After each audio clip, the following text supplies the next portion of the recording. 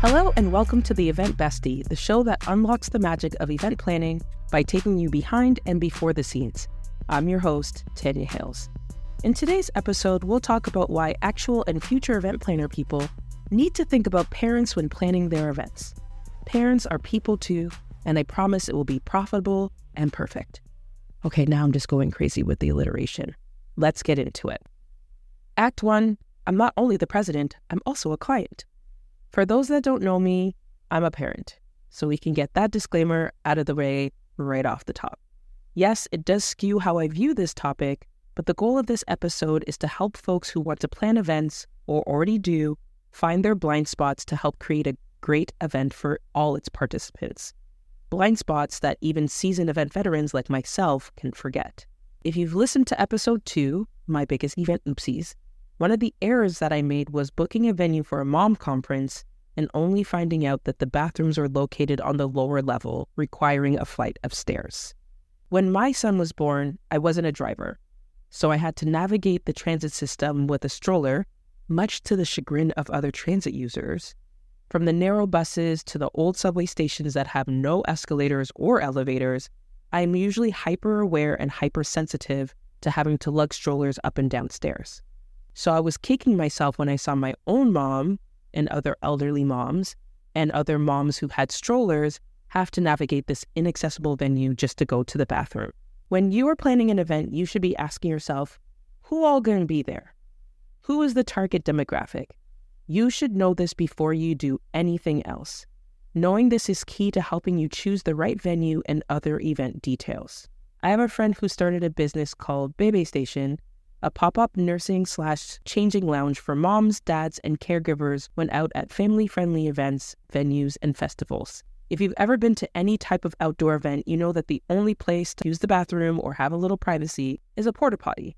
And since I'd like to think society knows that breastfeeding while sitting on a toilet is not the move, Bebe Station was a game changer for both parent and infant. Imagine sitting on a comfortable chair in the shade while your darling baby gets the nourishment they need. That there's a place you can run to because your diaper bag is missing literally the one key thing that you need, diapers. Or that Papa can change the toddler while mom stands in the ice cream line. This is such a great addition and should be considered standard at every outdoor event and festival, especially ones that center and are geared towards being family friendly. Now on the indoor side, while many venues have changing tables, they are generally in women's bathrooms only, more on that later, but rarely any space is dedicated to breastfeeding and or warming up a bottle. If none of this matters because you're throwing a Coachella-inspired event for 21-year-olds, folks unlikely to have entered the parent space yet, then sure, this doesn't need to be on your priority list. But if you have any type of empowerment of women event of any sort, and it's for more than 2 hours, this has to make it to your checklist. One of the things we did at our BMC Summit in 2018 was have on-site childcare, and it became policy that we would not host any large-scale event that didn't have it. Now, I won't lie to you, it's expensive, as it should be, and slightly annoying, but it is 1,000% both the right thing to do and the cost of serving the community properly. Now, I say annoying because of those pesky things called provincial guidelines. You can't fully book the childcare team until you know how many children and what age group they're going to be. We note that the younger the child, the higher the ratio to adult-child needs to be. Higher, lower, closer? You know what I mean. So it requires people RSVPing in a timely manner, which you see where I'm going with this. There's a lot of chasing. It's a lot of calling. It's not very demure. It's not cutesy. It's not mindful. It's very stressful, but it's very important. Because at the end of the day, would you rather guests come to your event or stay home? You can make some small and some large changes that will set your event apart and put more money in your pockets.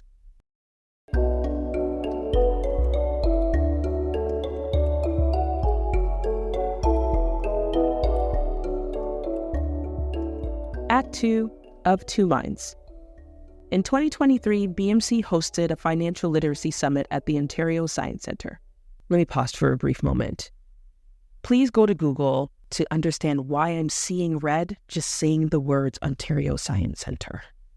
I'll wait for you to come back. I chose that location for several reasons. Lots of free parking, transit-friendly, close to highways, accessible for parents since they are clearly primary users of the space. And while the moms were learning about financial literacy, the kiddos were learning about science. You all know I love a win-win situation. When someone decides to purchase a ticket to an event, as a parent, please know that they went through a lot of questions before they hit confirm. When is the event? What time is the event? Where is the event? Does it require childcare? Will it conflict with nap time? Is it something I really can't miss? And more. I know all these questions that are being asked because I ask those of myself, especially being a single parent. I lived this life for many years.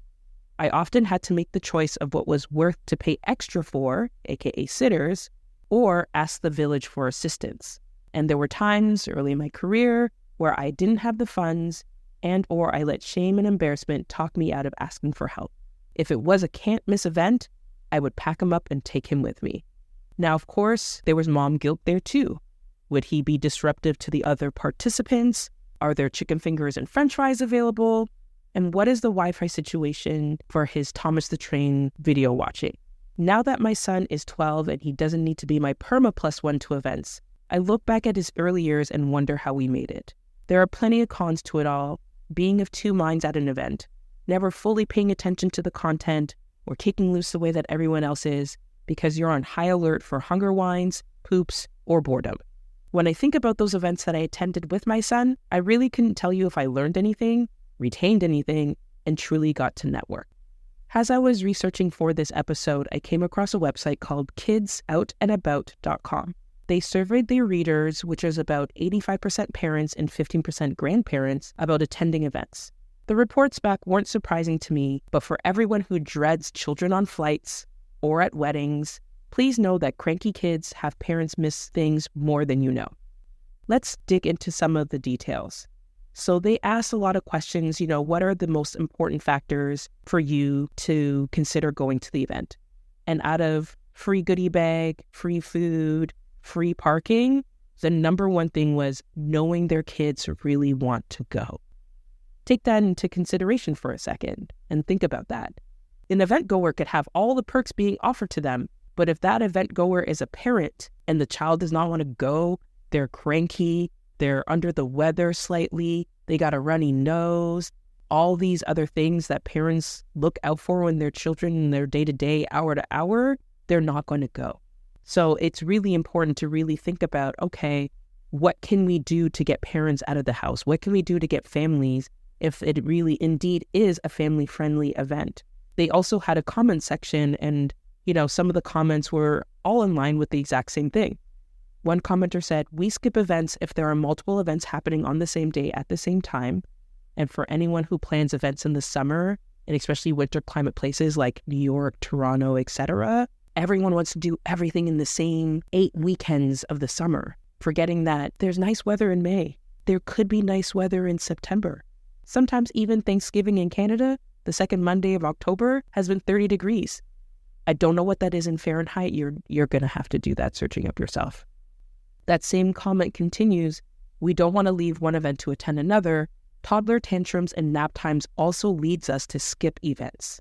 So this happens way more frequently than people really know and consider. I promise you, no parent wants to be the center of attention because their child is having a meltdown over a shoelace or the wrong color of ice cream.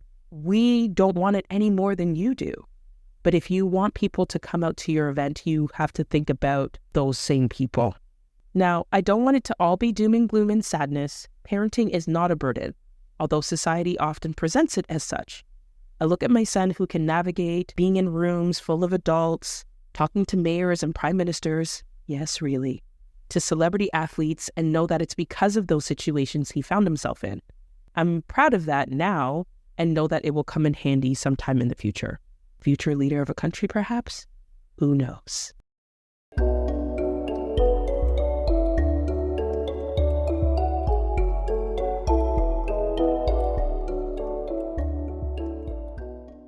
Act 3, Papas are parents too.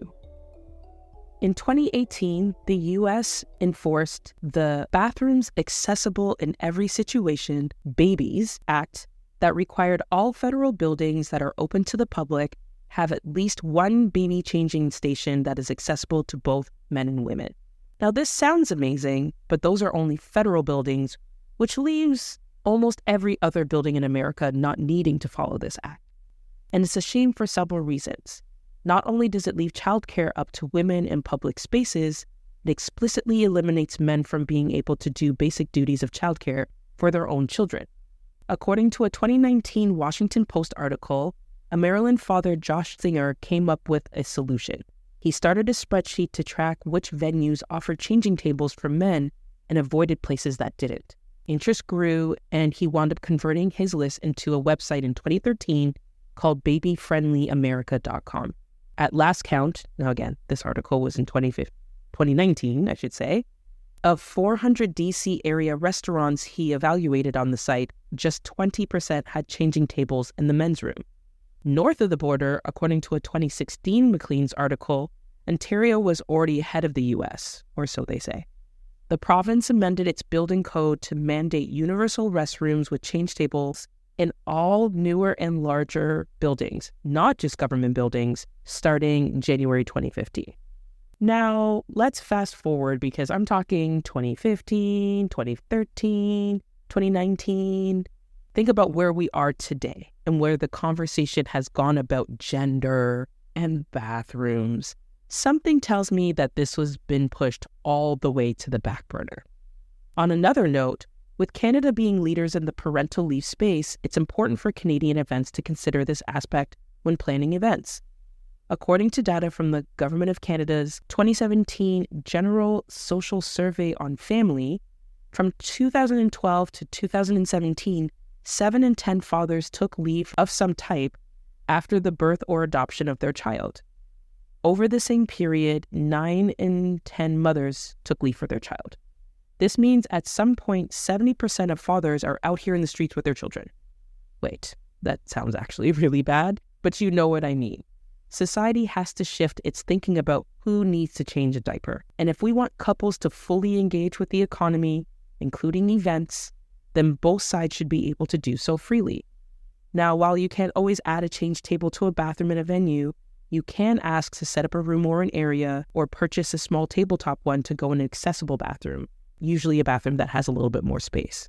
Now, you might say, if my event is centered around drinking, 6 foot, finance, or whatever that TikTok song says, why should I care? You technically don't.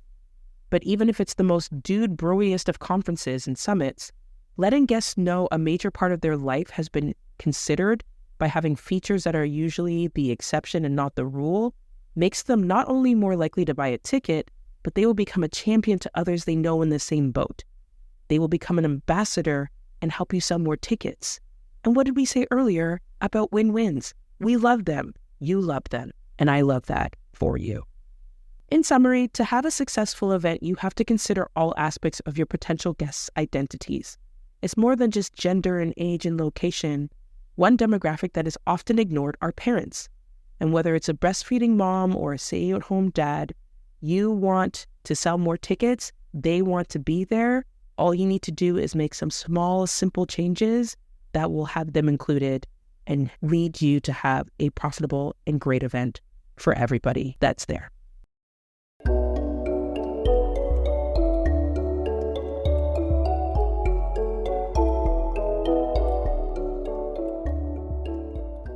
Act 4, Kids and Weddings.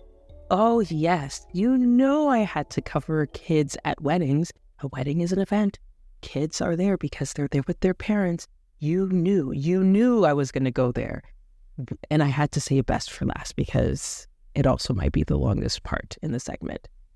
So if you are on social media, if you are a person who has ever been invited to a wedding, has planned a wedding, has gotten married, has watched a wedding movie, the wedding show, what was that show on TLC? 4 Weddings. You have heard this topic of conversation come up before. Should you or should you not have kids at your wedding? There's people who feel very strongly for and just as strongly against. I'm in the middle, but we'll get to that later.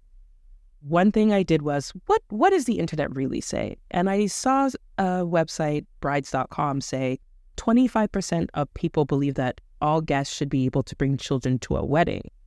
Now, I feel like we need to have a lot of conversations, y'all. Context always matters. But in this particular case, in this particular conversation, culture also matters a lot. Some cultures, you are not ever going to get away with not inviting your second auntie's cousin's son's brother. You just will not. It will not go well. It's considered an embarrassment to the parents of the bride or the groom. That's why in certain cultures, wedding celebrations are days long. They have 500 to 5,000 people. You just have to know in that particular culture that everyone's going to be at this thing. Children, grandmas, aunties, cousins, the son of your boss, all of the people that are going to be at this thing. So when we flip to this conversation, we really have to say, okay, are we having this from a North American lens, which is probably the case. Western weddings, they're expensive. They can range from eloping and going to City Hall, or they can go to super elaborate, multi-day, multi-million-dollar events. Totally get it. So now that we set the table, we're talking about Western North American weddings. We are not talking about in South or Central America. We're not talking about India and Pakistan. We are not talking about Asia and Crazy Rich Asians, which I really need to rewatch that movie because that wedding scene is just, I swoon every single time. But I digress. So in the context of North American westernized weddings, are kids allowed? The answer is kids are allowed as much as the bride and groom invited people to bring their children. It's not a matter of like, can they go? It's, did the people who are hosting you invite you to invite your child? Now, there's also a lot of exceptions to these rules. A lot of westernized weddings, they have ring bearers, they have flower girls. Those are usually children. Those children have to belong to people. And everyone always thinks of them as adorable because they have a role. Is this just capitalism at work? Let's dive deeper into that. And maybe I'm going a little too deep. But everyone makes an exception for the flower girl and the ring bearer, but not for someone who doesn't have a participation in the ceremony. And that kind of makes sense. But those children are children. They're toddler or preschool age. They're going to be the exact same kind of cranky as a guest child would be. So why the exception for the flower girl and the ring bearer? And I get it. Well, they're probably related to the bride and groom in some way, shape, or form, and they're important. I'm just like, but if everyone in the room is important to the bride and groom, then those children are also related and important to the bride and groom. One would think. I'm just going to be, I don't like saying devil's advocate, because I don't believe the devil needs an advocate. I'm just going to play very Switzerland on this one. I don't have a bone in the fight, or whatever that expression is, because I've seen both sides. I did a lot of weddings in my day. I've attended weddings. I've planned weddings. I've seen them childless. I've seen them child-full, child-free, child-plenty. So I've seen both sides of it. I understand both sides of it. Weddings are expensive, and especially in westernized North American standards, with the average cost being anywhere from $30,000 to $50,000, I totally understand why you want to eliminate that cost of feeding a child. As a side note, I worked for a catering company for 9 years. The children were always just given pasta or pizza, so their cost is not really expensive to you. And if you're going to say, oh, well, the place setting, a lot of these venues, the cutlery, the linens, the napkins, the chairs are included. So if you're including the price of the centerpiece with the child, I feel like you're not doing the right math there. So it's definitely not going to cost you the same price. And then you're just like, oh, but that child is taking away a seat from an adult. And to that I say, I totally understand that, right? You have a guest list, you want to invite 100 people, but if that 100 people, which is 50 couples, presumably, perhaps, and that 50 couple wants to invite a third, then now you've eliminated, now you either need a single adult or, it just messes with the numbers and you want things even. You're allowed to want whatever you have because it is your wedding. Say it with me. It is your day. It's your budget. You can do whatever you like. If you don't want children, you don't have to have children. I think what's really important is to explain this. And if you're going to make it a childless wedding, then it should be completely childless, including the ceremony aspect. That is my personal opinion, because it is very hard for a parent to walk into a space that said, this is a child-free zone, to see children. Because those children are going to need to be minded. They're going to be running around the dance floor. They're going to have a sugar crash. They're going to get cranky. Who's watching them, who's changing them, depending on their age, etc. So if you told me that this was a child-free zone, a night where I don't have to worry about and or hear and or see children, and then I walk in and I see children, I might be salty. I might just be a little salty. And is it going to change the fact that I'm in this room to celebrate the love of the bride and the groom? No. But I would understand why someone would feel taken aback in some type of way. And I think that there's just a shift in society right now where we're becoming anti-children. And I'd like to talk about it. And I'm going to deviate for a little bit. Just stay with me. I promise you we'll bring it back to weddings and parents.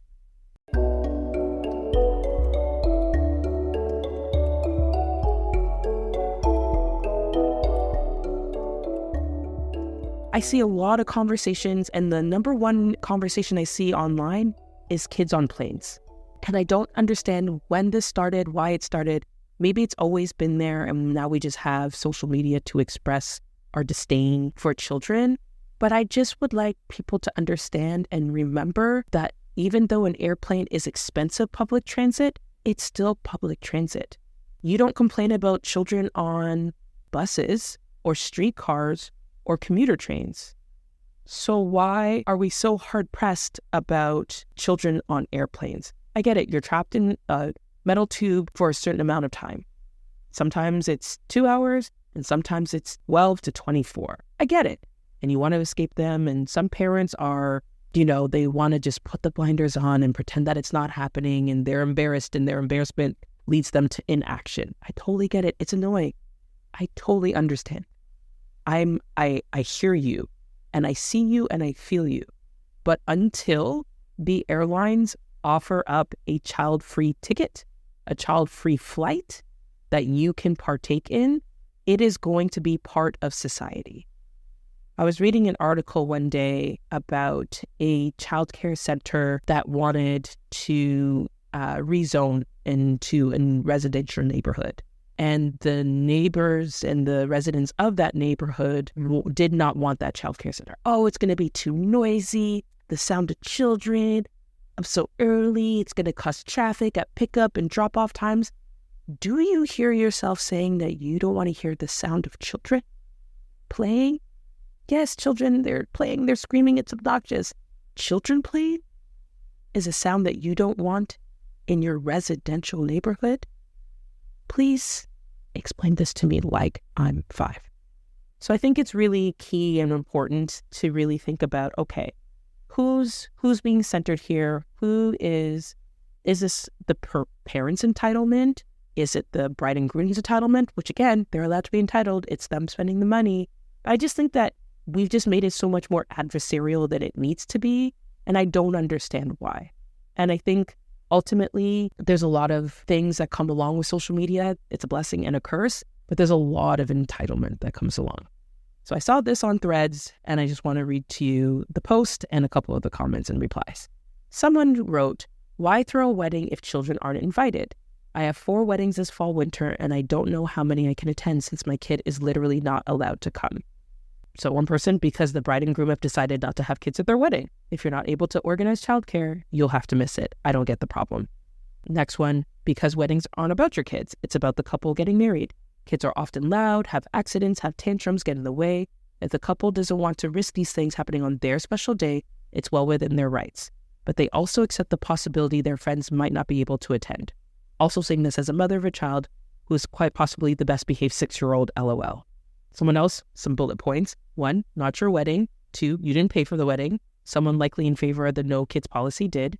3, kids don't like weddings. How do I know? Most people don't like weddings and kids haven't had to pay the bills yet, so they don't even know the benefit of free food. That one made me laugh for 4 minutes. 4, why does your kid need to go with you to a wedding? And we've spoken about that. Single parents, no childcare, work, etc. And his 5th bullet point, once more, it ain't about you. Next one says, y'all just want to be able to party and not worry about where your children are. You figure they're safe in a big group so you don't have to watch them as closely. I've been to weddings with big groups like that and those children are unattended AF. Now, I totally understand that too, where you're just like, everyone in the room is my child's babysitter and my childminder while I go do shots with the bride and groom at the bar. And that is not the case. And I think that's the part of the entitlement and the resentment that people that are all building up. So all these things, I've not said anything for and against it that I think that there's anyone who's right and or wrong. I think at the end of the day, it's a conversation. That's all it is. It's very simple and straightforward. Hey, we're having a small wedding. It's intimate. I want you to be fully present as a parent. I understand that you're going to have to maneuver. You may not be able to stay as long. You may not be able to partake X, Y, and Z, but I still want you to be there for a special day, even if it's just for cocktail reception in the ceremony or whatever it is. Have the conversation with the people that you're inviting, because guess what? The people that you're inviting are people actually in your life. They're not strangers. So they're not people that you should be afraid to have a conversation with. You know that they're parents. So you know that this is going to be something that they're going to struggle with. And showing a little bit compassion when you say to them, hey, a big part of your life I'm going to exclude from my special day, but I still want you to be there.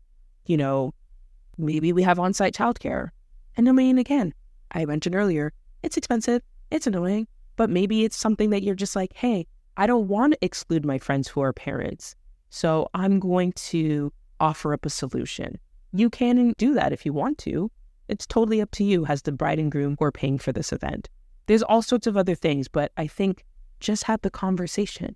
I think once you get the invitation and it's a slap in the, it's the slap in the face or the reading of it in the black and white that makes it harsher. Because if you and I are friends to the point where you're inviting me to your wedding, I feel like we would have had a conversation, hopefully, about your wedding. How's it going? How's the planning going? What's going on? Do you need any help? Blah, blah, blah. Are you stressed? How's the dress fittings? All this stuff. Mother of the bride, mother of the groom, all these things. I mean, like, that should come up in conversation. Now, for people who are inviting 2, 3, 4, 500 people, 1,000 people, I get it. You're not having a conversation with every single person who is going to attend your event. But then that means it's no longer just about it being an intimate and family friendly. Then it's just about throwing a really expensive adult party, which again, your choice, but words mean things, and choosing to communicate them to the people who are in your life, who want to support you, who you want them to support you, just have a conversation. And I think that ultimately we're never going to resolve the kids, no kids at a wedding situation because, again, there's always going to be exceptions to the rule. Culture matters, time of day matters, budget of the bride and groom matters, who's paying for the wedding matters. Sometimes we blame brides and grooms for a lot of things, but it's their parents who are doing a lot of the dictating of the terms. So they might not have a choice on things that are taking place. So I think everyone just needs to relax. Just take it down 4 notches, not 3, not 5, 4 notches. So at the end of the day, when the wedding is done, it's just a one-night thing, right? The next day, you're no longer bride and groom, you're husband and wife, or husband and husband, or wife and wife. And hopefully you still want those people in your life to be part of your life. Because I promise you, brides and grooms, grooms and grooms, brides and brides, when you decide, and if you decide to have children, you're going to want those folks in your life to help you as you navigate that part of your life. And you become now the outcast at a wedding. And that's a wrap for the episode. Thank you so much for listening. If you liked it, slide over to that subscribe button so I know it's real. Until next time, we'll keep the red carpet ready for you.